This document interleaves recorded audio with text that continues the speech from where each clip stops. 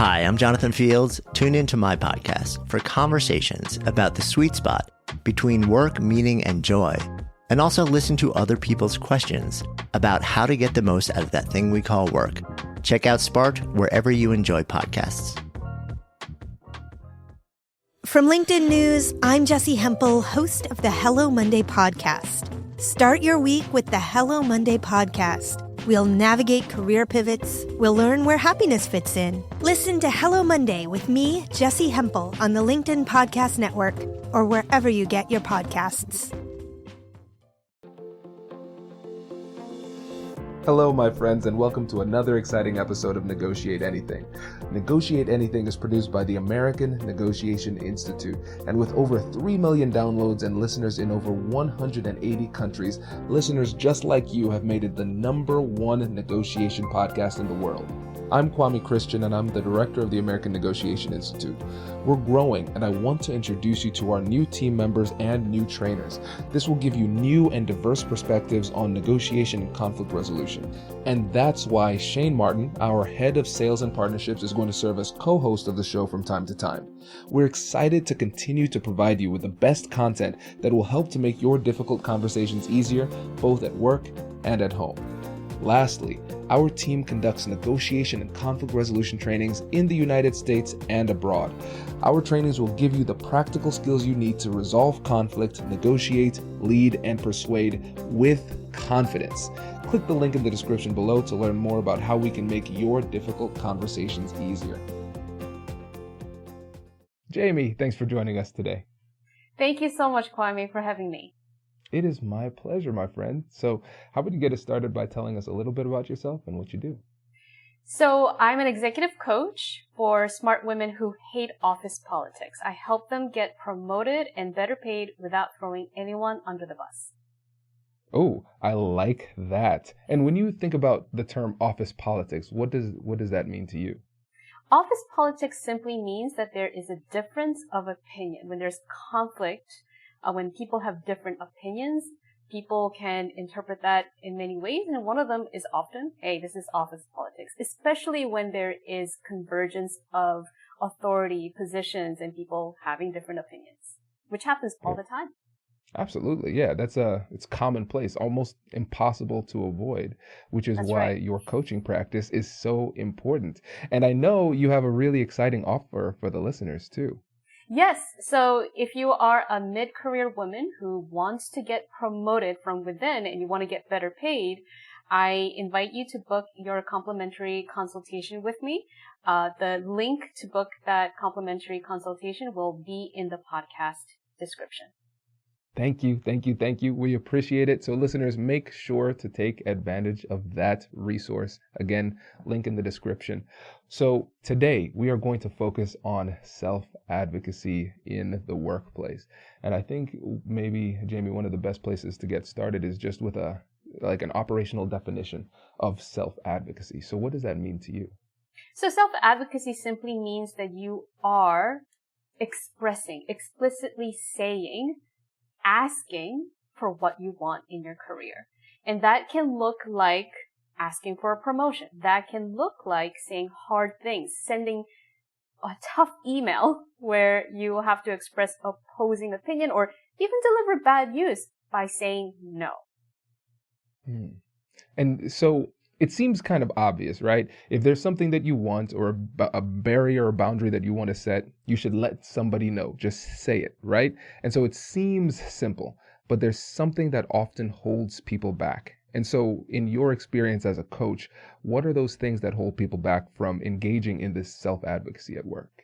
So I specialize in working with smart women, and I have seen that for many smart women. And I know this also happens for men too. Women are not alone in this, but it's just that my specialty is coaching women. Women often overcommit, overdeliver, undercommunicate their wants and wins. And it feels comfortable in a certain way, in a certain familiar way that undercommunicating their wants and wins feels comfortable and familiar, but in the long run, it doesn't create the result that they want in their career. And the reason for this is really simple. Just like, it's like negotiation, right? In that it feels uncomfortable, right? So in the parlance or in the negotiation world, we call this anchoring, right? Telling people what you want. And it feels like you might die. You're right. You're right. It's so funny, Jamie, that you say that, because in my book, I talk about that fear of rejection that people have. And so when you think about the fear of rejection from an evolutionary psychology perspective, it becomes really fascinating. Because when you think about it today, if we're rejected, if we make a request and somebody says no, life goes on in the majority of cases. Everything goes swimmingly the rest of your day. Nothing bad really happens. You just take that loss and then you can move on in the majority of cases. But then if you think about early humans, back when we were in tribes for survival, social rejection meant death, because Right. you could not survive by yourself. And so the humans that had that fear of rejection were more likely to survive because it promoted pro-social and collaborative behavior, because you know what happens if you get rejected. But now we're in a stage where that same rejection doesn't mean death, but it can feel like death. And that's what holds people back. Yeah, it's totally normal. Exactly. It's totally Exactly. normal because and that's because, like you said, we have a human brain that evolved over a long time, and a part of us still is in that mindset of like, if I step out of the cave, if I say something different, if I say something that asserts my individual want and need, then I'm going to be told no, and this can mean, in a way, a social death, which psychologists have uncovered can feel even more painful than physical pain. Absolutely. Absolutely. Yes, this is great. Good. I love when we get to nerd out on psychology for a little bit in these episodes. One of the things that you mentioned in the prep that I thought was a really interesting mindset shift was the fact that self-advocacy is an act of service. And what does that mean to you? Yeah, so this is something that I arrived at in my own journey as a working woman. I just want to give you a little bit of a backstory. I feel like I've had a lifelong training in helping women advocate for what they want. And that's because as an immigrant myself, my single mother, who ended up raising 3 daughters by herself, when we arrived in America 30 years ago, she would always be telling me, Jamie, you got to speak up. You got to ask for what you want. She was my Monday morning quarterback when it came to these everyday little negotiations. She's like, all of this matters. You got to speak up. You got to ask. You got to be a little sassy, right? And growing up, I pushed back. I didn't like that. I didn't incorporate her coaching into my own life because I wanted to be liked, right? I didn't want to experience the social debt, right? I wanted to be not considered the loud, aggressive bitch or whatever. And there is this common misconception that you asking for what you want is greedy. It's selfish. It's selfish to ask for what you want. And this holds a lot of women and men back from negotiation power, from self-advocacy, effective self-advocacy. And once I realized in the working world that my mother was absolutely right, and that because I hadn't asked for what I wanted, I hadn't advocated, I was earning less than the average employee, that's when the light bulb went off and I realized, oh, I really have to learn how to communicate more effectively, advocate more effectively, negotiate more effectively. And over time, I realized that, right, I don't want to do it just for me. If I had to just like ask for money, ask for a raise, ask for a promotion because it serves me, yeah, I might not want to do it because I'm like, oh, I don't really need it. I don't want to experience the social debt. But as a woman, I realized I needed to walk the talk I give to other women about, hey, you deserve more. hey, you can do better. You can get promoted. Because I became my mother. And I started telling all of my girlfriends, hey, you got to ask for that raise. You got to go for that promotion. Now it's my life. It's my job. Wow. And I realized, yeah, self-advocacy is an act of service, because this is how I learned to incorporate the coaching my mother gave me and become who I am now. But I also saw it from a larger perspective when my clients, when women asked for what they want, their bosses were thanking them. They were like, thank you for advocating for yourself this way. You made my job easier. Now I know what you want. Now I know how to support you. Now you've set an example of what is possible for other women and other women of color. Several of my clients were women of color. What is possible? This is great. Your self-advocacy is serving us, serving me, your boss, and serving other women. So yeah, I totally believe that self-advocacy is an act of service. If you think it's selfish, just consider how it might be serving you and therefore others. Does your company invest in professional development training? If you believe that your team would benefit from a negotiation workshop, all you need to do is go to our website, fill out the workshop request form, and then we'll set up a time to chat. These workshops are completely customizable, and we've done them all around the country. Negotiation and conflict resolution skills are beneficial across all professions, but they're especially useful in procurement, purchasing, sales, sourcing, and contract management. Our calendar is filling up quickly, and we even have some workshops scheduled for next year. If you think you might want one, I'd suggest reaching out soon so you don't miss out. Check out the link in the description to learn more. And now, back to the show. Brace the rudders! Raise the sails! Raise the sails! Captain, an unidentified ship is approaching. Over. Roger. Wait, is that an enterprise sales solution? Reach sales professionals, not professional sailors. With LinkedIn ads, you can target the right people by industry, job title, and more. We'll even give you a $100 credit on your next campaign. Get started today at linkedin.com/marketer. Terms and conditions apply. This is a really great point, and I will make my first two responses speaking as a former child. So, Jamie, I can empathize with you. I hate it when I find out that my parents were right years later, and then I also hate it when I realize I'm turning into my parents. So I know this was a difficult transition for you in many different ways, but I really love this approach, because a lot of times, especially for people who might, let's say, describe themselves as a people pleaser, I know for me, that's how I described myself. I was always putting the needs, wants, and concerns of others over myself. And so what we're doing here is we're recognizing that by advocating for myself, I am helping others. And it's almost, in some cases, it could be considered to be more selfish to hold back and not share what it is that you want and need, because you're focusing on your internal emotional discomfort and not how your self-advocacy could be serving other people. 100%. Yes. Yeah, this is great. And so let's say somebody says, okay, Jamie, I'm starting to get it. What is the next step? Because we understand that understanding something logically is very different from absorbing it and then putting it into action. So let's say somebody is starting to make this shift and they say, okay, I can see how this could be an act of service. Now, how do they really start to embody that? So, as you know, self-advocacy is a form of negotiation, and those who prepare always set themselves up for success.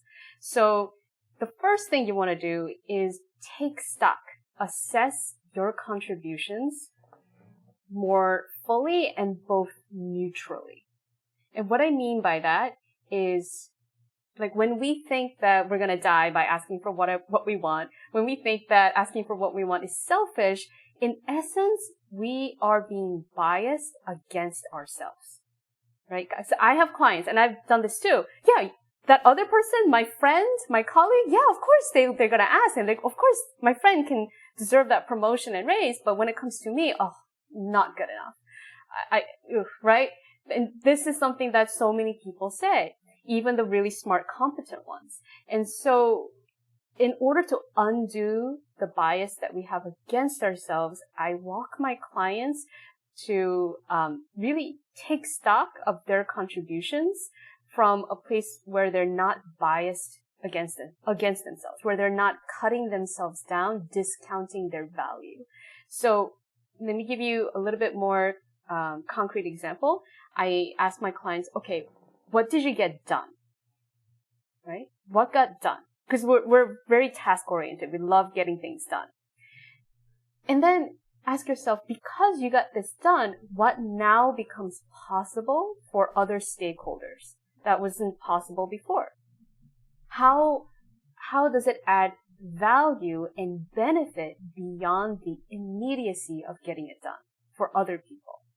So one of my clients is a mechanical engineer, and she's got this like MacGyver-like skill to come up with elegant solutions to complex technical problems. And she's like, well, yeah, it just got done. It's just what I do. It's a big deal. I have so much more to do. I'm like, okay, let's slow down. Let's think about what becomes possible for your company because you came up with a solution. She's like, well, okay. Well, the company was able to meet its milestones. The company was able to go back to its investors and say, yeah, we're a reliable company. We can meet our promises. And now the CEO is able to go back to those investors and ask for more money. That's the true value, right? It's beyond the immediacy of what we do. And then I often ask my women clients to think about, okay, so if these were the accomplishments of a friend, then what might you say about the person who's accomplished it? So then what might you say about your friend, right? And often they'll be like, yeah, she's a badass. She absolutely deserves a promotion and a raise. Yeah, of course, it's not a brainer. It's a no-brainer. This is great. I love this. So preparation is my love language, Jamie, so I appreciate you saying that. Okay, so my listeners have heard this over and over again. Preparation is so critical. And so if you want to download a free guide that helps you to prepare for whatever negotiation you have, you can go to AmericanNegotiationInstitute.com/guide.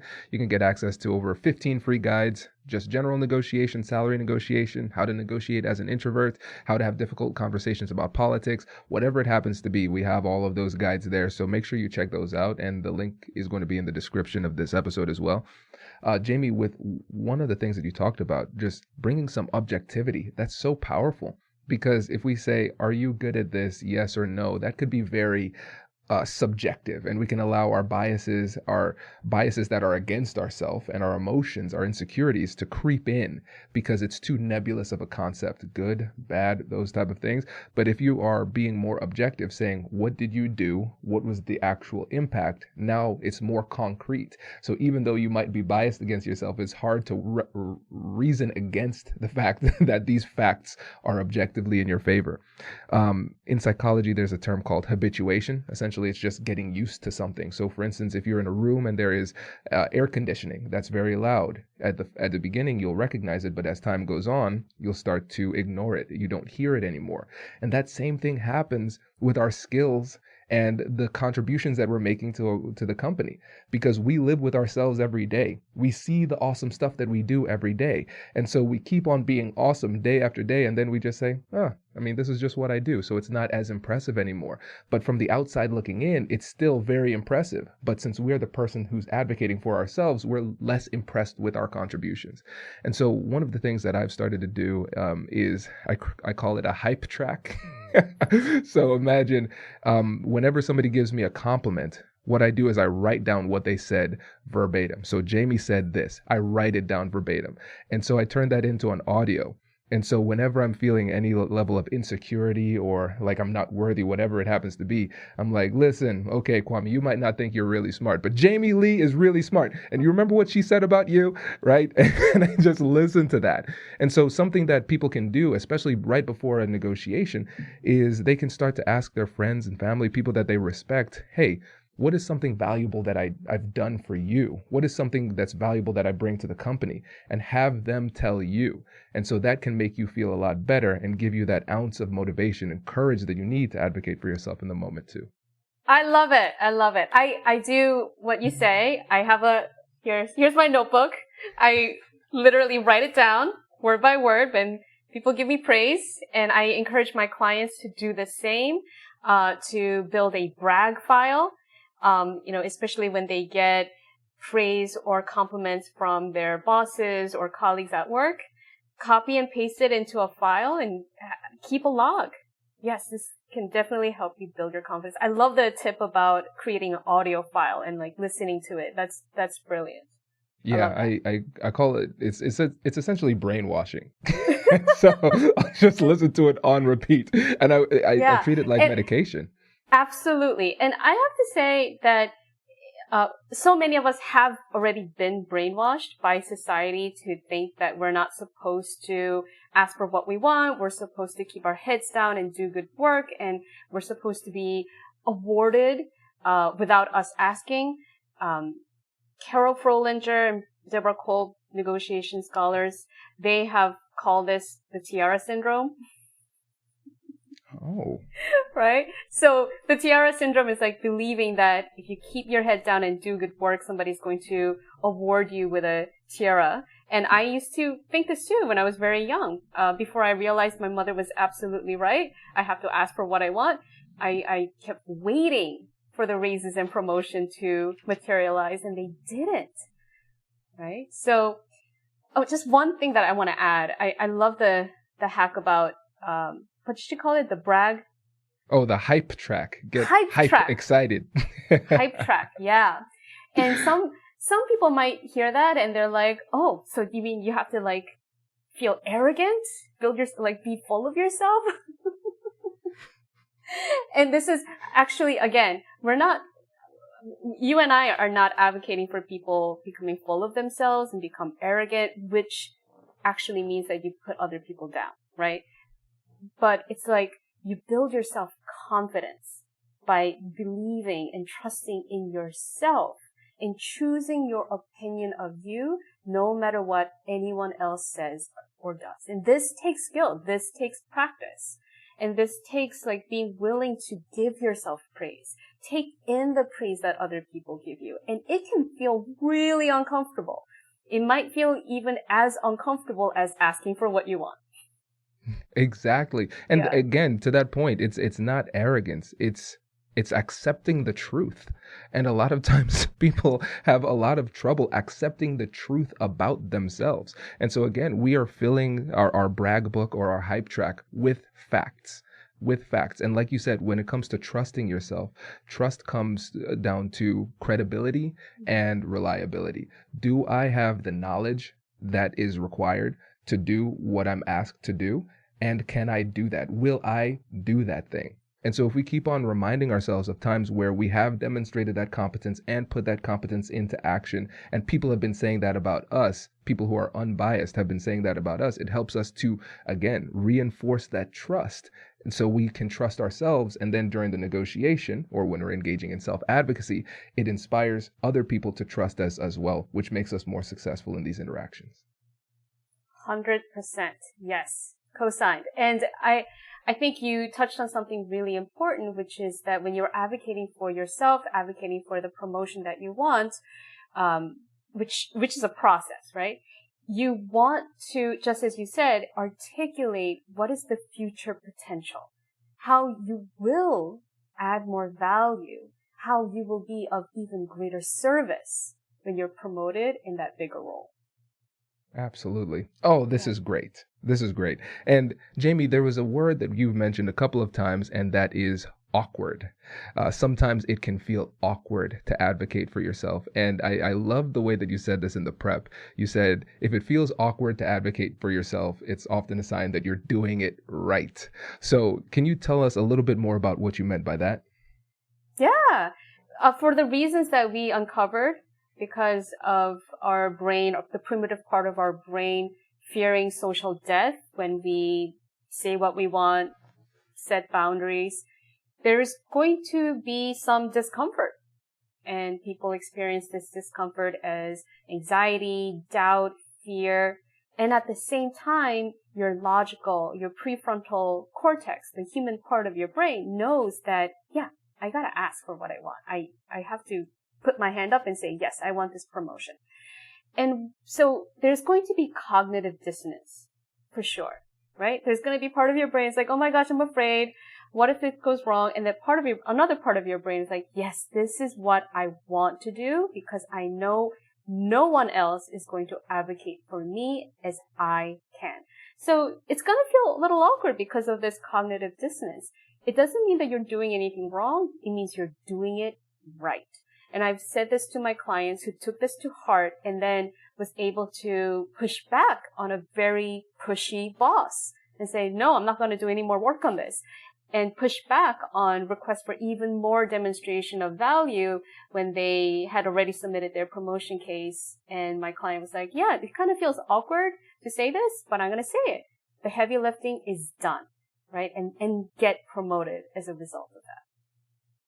I love everything that you just said. I think that's great. And we also have to remember too, on the other side, what the boss or the manager is going through. Because a lot of times we make assumptions, but it's not always accurate. And it's so funny for me doing a little bit of coaching in the past and helping people to go through this similar to you. I recognize that, oh yeah, you kind of have to push through the resistance of the boss. But now for me having a staff, and since my staff absorbs this information all the time, they have no problem pushing back when I'm making requests or negotiating their salaries or whatever, which I love. And you're absolutely right. It's very helpful for me because there are blind spots that I have. And sometimes I'll ask for things just on autopilot. And so it's just on a whim. Oh, Jamie, can you get me this? Or Jamie, can you help me with this? Or Jamie, can you chip in on this project? And it's not until I get that resistance from my staff that I stop and realize, wow, yeah, I have been giving Jamie a lot of extra work. This is not part of her job description. It should actually go to this person, or maybe I should do it myself. Or, hey, this doesn't even meet our strategic goals. That was me being emotional and operating on a whim. We shouldn't do this at all. Right? And so with your self-advocacy, you're really educating the person on the other side, not just what it takes to be a good manager and not just to your wants and needs, but also helps them to reconsider their own priorities with what they're asking for. I love it. It sounds like I know you're working on this, but you're willing to increase your awareness, right? Your own self-awareness, and you're willing to take feedback from people around you, above you. Like, I think that's wonderful. Yeah. And exactly as you said, sometimes bosses, colleagues, stakeholders, they will push back on your ask. They won't always be like, oh, I'm so glad you asked for a promotion. We were just waiting for you to ask for it. I mean, sometimes that does happen. Sometimes you're like, yeah, of course, it's your promotion. There it is. But sometimes, yeah, they're like, oh, administrative, bureaucratic, there are these silos inside our organizations and people are jockeying for power. And so, yeah, they go, of course you deserve it, and they give you, sometimes an excuse, sometimes a valid reason, sometimes just like not now, right? Or sometimes, managers, leaders are people, and being biased is a human trait. Right? So it doesn't make people evil, it just makes them human. Sometimes their own bias gets in the way unconsciously. Right? Doesn't make them wrong, it's just like, okay, this is a problem that we can address. And for that reason, the third thing that I tell my clients, get curious, not furious when met with pushback when you ask for what you want. Yes, let's go deeper into that because that is not a natural response in a difficult conversation. So let's go into first, what do you mean by getting curious, and then what does it look like in action? Yeah, well, I love that we've been talking about brain and psychology because I recognize that when you are engaged in a high-stakes conversation, series of high-stakes conversations about your career development, about your raise, about your promotion, our primitive brain is engaged. Like there could be a stress response, and that Sometimes people freeze up. Sometimes people want to avoid, run away, right? Flight, or sometimes they want to put up a fight. They just want to get angry. And this is happening because our brains love to make everything personal. It does it all the time, right? Oh, the boss said that now is not a good time. It must mean that he doesn't like me, or she's got something against me, or they're not believing in me, right? So it's so easy for our brains to make all of the pushback mean something personal, and that's when we get emotional, when we feel disappointed, angry, furious.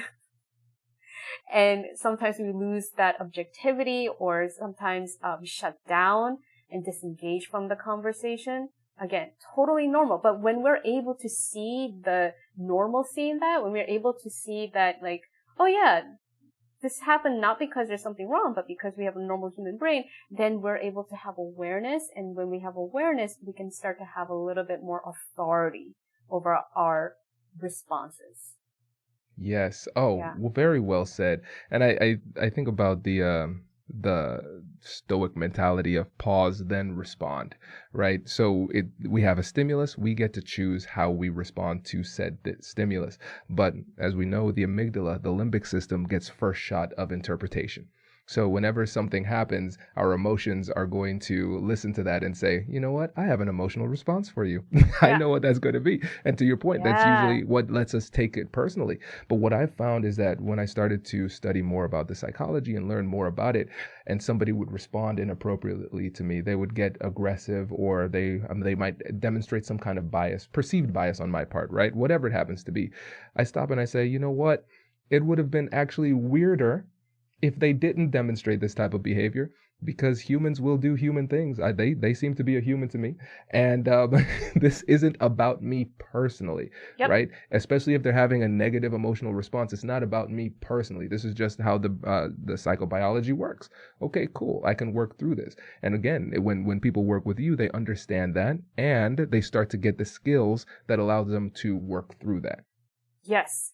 And one of the quickest, easiest hacks that my mentor, Lisa Gates and Victoria Penchana, She Negotiates, taught me is just form a W with your mouth.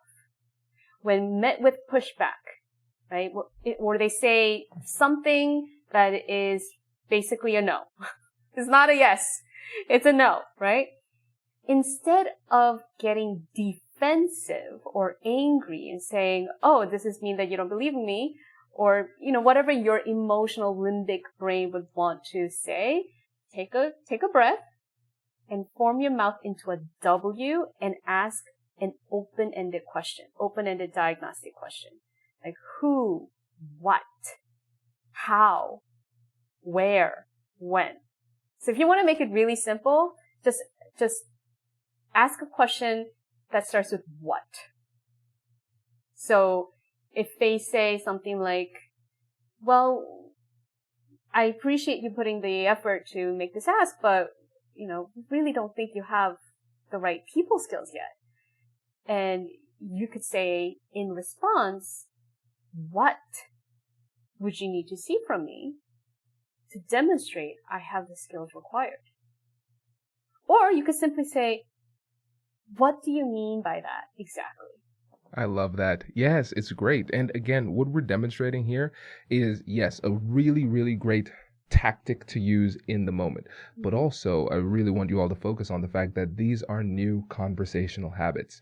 Throughout our entire lives, we have been developing poor conversational habits. Usually the defensive response, taking it personally, is our habit. So you might have 20, 30, 40, 50 plus years doing it the wrong way. And so every day you're going to be presented with these opportunities to respond with curiosity. And so something for me, and Jamie, I'd be interested to hear from your perspective. I can feel in my body, not just my head, but like my body, when an emotional response is going to come. Like what different emotions come from different places. So like that feeling like you're on a roller coaster, that pit in your stomach, like that's one emotion. Tension in my shoulders and back, okay, that's a different response. But I can understand when something inside is shifting. And so now I try to use that as a signal. Okay, Kwame, remember your training. Remember your training and respond with curiosity, just like you demonstrated. So in your experience, when you've been in your own difficult conversations or with the clients that you've worked with, what are some bodily signals that you've been able to recognize that might signal that you are having an emotional response and you should instead respond with curiosity? Yeah, I think just as you said, the tension in the shoulder, the neck, the leaning forward, your heart starts beating super fast and your breath gets shallow, anxiety, or you just feel the anger rise up. I think for me, what I do is I just take a breath and then I intentionally take a step back or lean back in my chair, right? So it's like using the body to get into a more neutral, calm state. And the counterpoint to that is I've also used the Amy Cuddy method. Amy Cuddy is the Harvard social scientist who talked about the power pose. And she found that when people take 2 minutes before a high stakes conversation to, in a private space, to strike a power pose where you stand tall, take up space, so that there is air underneath your armpit and your legs are wide apart, and you just hold that pose for 2 minutes, it can help you get into a more confident mindset. So I love that you brought this up because it is possible to use our bodies as a way to channel a different state of feeling. Absolutely. And what I do in my coaching practice is I also help my clients raise their awareness around the different emotions and how they show up inside their own bodies so that they can become more aware of their emotional state and be able to notice the thought pattern that triggers a certain emotion, and if they want, and if it helps them to shift to a different mindset so that they can shift to a more neutral, more calm, more grounded place, and eventually to curiosity. This is great. This is phenomenal. And I know there are some people out there that are saying to themselves, man, I wish I could just work with Jamie. I wish she was doing some kind of complimentary session that I could get started. Oh, wait, you are. Can you let the listeners know again about that? Yes. So if you're a mid-career woman who wants to get promoted and better paid, you want to build self-advocacy skills, you want to become more self-confident as a leader, I offer a complimentary consultation session where I will walk you through these steps individually and custom fit them to your specific situation. And if there is a fit, then I will support you in making a decision about whether or not to work with me. And the link to book that complimentary hour-long session is in the podcast description. Fantastic. Jamie, thank you so much for joining us, my friend. Really appreciate it. Thank you so much for having me, Kwame. Congratulations! You've just joined an elite club. By listening to a full episode, you're now officially on the Negotiate Anything team. So welcome aboard. What most team members do is they subscribe to the podcast because that allows them to automatically get the latest episodes of the show. The best things in life lie on the other side of difficult conversations. Keep learning, keep practicing, and keep getting better. Your relationships will improve, your career will soar, and you'll have the confidence you need to get the most out of these crucial conversations. Again, thank you for joining the team. We're excited to have you, and I will see you in the next episode. I'll catch you later.